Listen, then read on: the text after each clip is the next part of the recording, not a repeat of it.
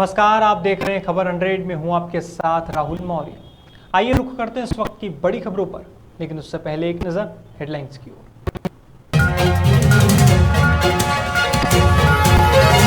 मध्य प्रदेश के सीएम शिवराज सिंह चौहान पहुंचे Samida park, doctor Shyama Prasad Mukherjee की पुण्यतिथि पर किया वृक्षारोपण।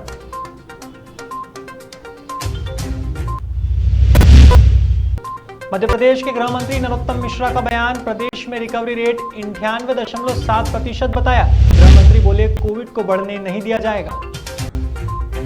बीजेपी के वर्चुअल प्रशिक्षण को लेकर बोले कैलाश विजयवर्गीय, कार्यकर्ताओं को अपग्रेड करने के लिए प्रशिक्षण जरूरी।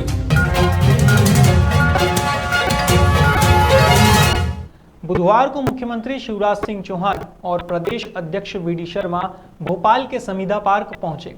यहां बीजेपी के पितृ पुरुष डॉक्टर श्यामा प्रसाद मुखर्जी की पुण्यतिथि के अवसर पर 21 वृक्षों का रोपण किया गया। इसके साथ ही बीजेपी कार्यकर्ताओं ने भी एमपी में हर बूथ पर वृक्षारोपण किया। वहीं मीडिया से बात करते हुए मुख्यमंत्री शिवराज सिंह चौहान ने कहा कि डॉक्टर मुखर्जी बहुमुखी प्रतिभा के धनी थे। वे एक महान विचारक थे। हम सभी उनके दिखाए हुए रास्तों पर चल रहे हैं। सीएम ने यह भी कहा कि कोविड काल में ऑक्सीजन की अहमियत सभी को पता चल गई है, इसलिए बीजेपी हर बूथ पर 11 वृक्ष लगाने का संकल्प ले रही है।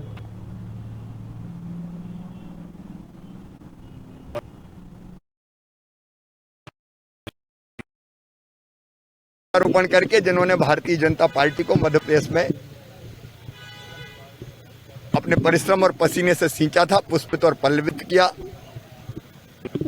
डॉक्टर श्यामा प्रसाद मुखर्जी की स्मृति हो और कुशाभाऊ ठाकरे जी की, सारे जो हमारे प्रमुख नेता थे उनके नाम पर भी हमने वृक्षारोपण किया। उनकी पुण्य स्मृति में इससे बड़ा काम और कोई हो नहीं सकता। वृक्ष ही ऑक्सीजन प्लांट है। मुखर्जी की पुण्यतिथि से लेकर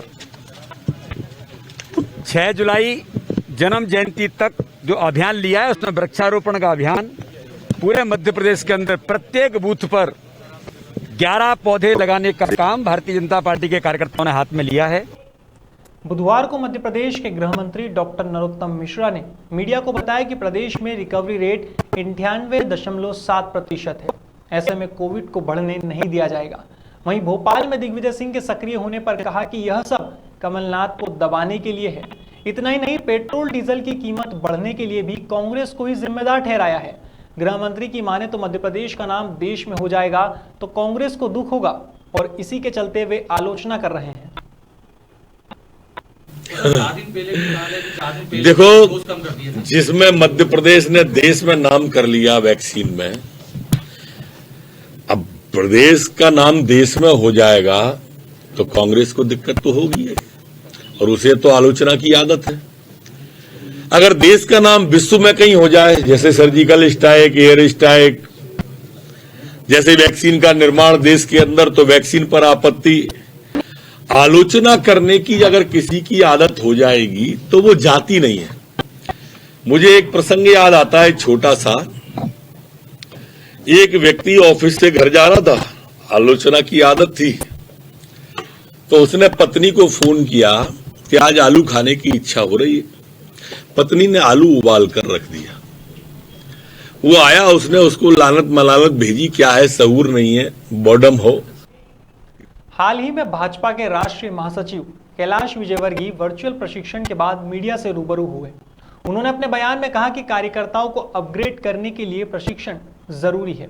इसके चलते बीजेपी का अभ्यास वर्ग पूरे देश में चल रहा है। हालांकि इस बार कोविड महामारी के चलते वर्चुअल प्रशिक्षण हो रहा है।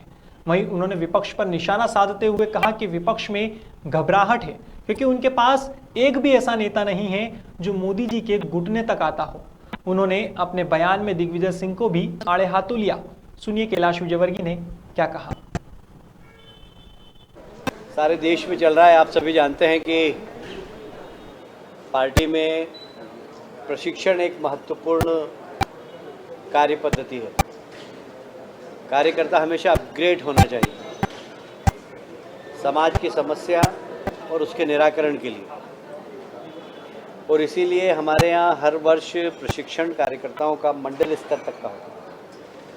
कोविड की महामारी चल रही है, ऐसे समय में प्रशिक्षण को आधुनिक तकनीकी के माध्यम से वर्चुअल प्रशिक्षण हो रहा है। आज सारे प्रदेश के कार्यकर्ताओं ने कटनी के रेलवे स्टेशन पर जीआरपी पुलिस ने 7 करोड़ के सोने के आभूषण के साथ 3 लोगों को पकड़ा है।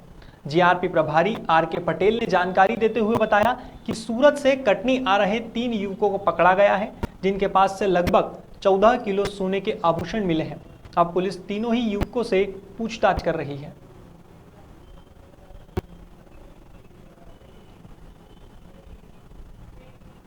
अलीराजपुर के जोबट नगर में नगर परिषद भवन के पास बड़ा बस स्टैंड स्थित है।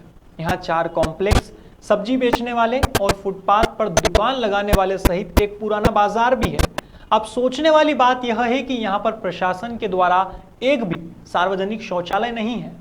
आए दिन यहाँ पर व्यापार करने वाले फुट विक्रेताओं और महिलाओं को शौचालय की व्यवस्था नहीं होने पर काफी परेशानी होती है। इसकी शिकायत कई बार नगर परिषद के सीएमओ को भी की गई है, लेकिन आज तक कोई सुनवाई नहीं हुई है। शौचालय की तो नगर पंचायत ने क्या इसकी तैयारी की है? आरटीसी वालों ने जब रोनेमा किया तो हमने उनको बोला था कि अभी आप शौचालय मत छोड़ना, इसका मतलब व्यवस्था नहीं करते। उन्होंने बिना बताया छोड़ दिया है, तो उन्होंने चिट्ठी जारी कर दी है, उन्होंने जारी कर दिया है। बाकी अस्थायी शौचालय हम अभी फाइबर का ऑर्डर दे रहे हैं, तो जल्दी आ जाएगा और लगा आपको घर के लिए बहुत परेशानी आ रही है, आम जनता बहुत परेशान है। और यहाँ पे जो व्यापारी लोग जो काम था वो तोड़ा गया है रोड निर्माण के लिए, वो जो पुनः बनाना चाहिए। प्रशासन ने यहाँ पे जो पुराना पेशाब घर था ये तोड़ दिया, रोड बनाकर, और हमारा को पेशाब करना भी बहुत तकलीफ आती है। और संबंध में आपका क्या कहना है? क्योंकि निर्माण हो रहा था तो पुराने पेशाब घर को तोड़ना उनकी मजबूरी रहा होगा, लेकिन अब निर्माण हो चुका है तो शासन को या नगर पालिका क्षेत्र के जो भी काम करने वाले हैं उनको यहाँ पर कुछ भी तत्काल एक पेशाब घर की व्यवस्था करना चाहिए। फिलहाल खबरों में इतना ही, लेकिन देश और दुनिया की तमाम खबरों के लिए देखते रहिए खबर 100, जनता की बुलंद आवाज।